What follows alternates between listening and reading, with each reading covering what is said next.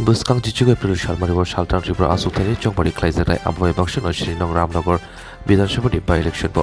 BJP নিংনি বাদানি আগরতলা পৌর নিগমের মেয়র দীপক মজুমদার তাংসার দীপক মজুমদার নো কাপলাই খাইনি বাগৈ প্রটেস্ট বিজেপি হাবনগো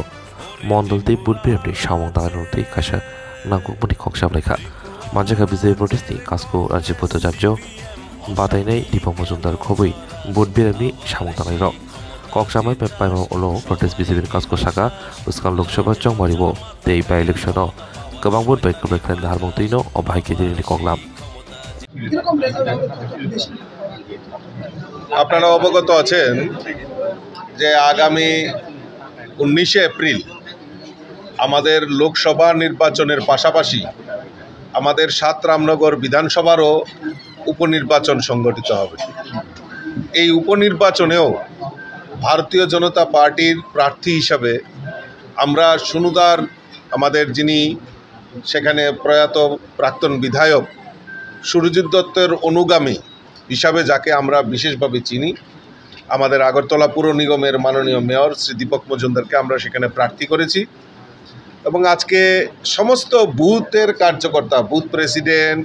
কর্পোরেটর এবং সাংগঠনিকভাবে যাদের পরই দায়িত্ব রয়েছে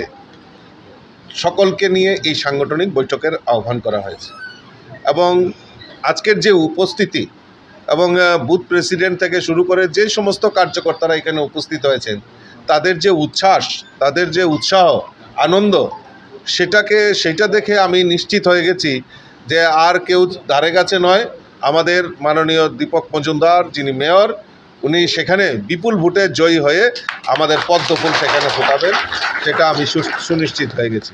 এখন আজকে আমরা বৈঠক করছি যে সাংগঠনিকভাবে ঝাঁপিয়ে পড়ে, কারণ আমার এই দেবদুর্লভ কার্যকর্তারা দীর্ঘদিন ধরে কাজ করছেন এবং আমাদের মূল যে লক্ষ্য আমাদের মোদিজিকে দেশের প্রধানমন্ত্রী বানানো এবং পাশাপাশি আমাদের এই 7 রামনগরে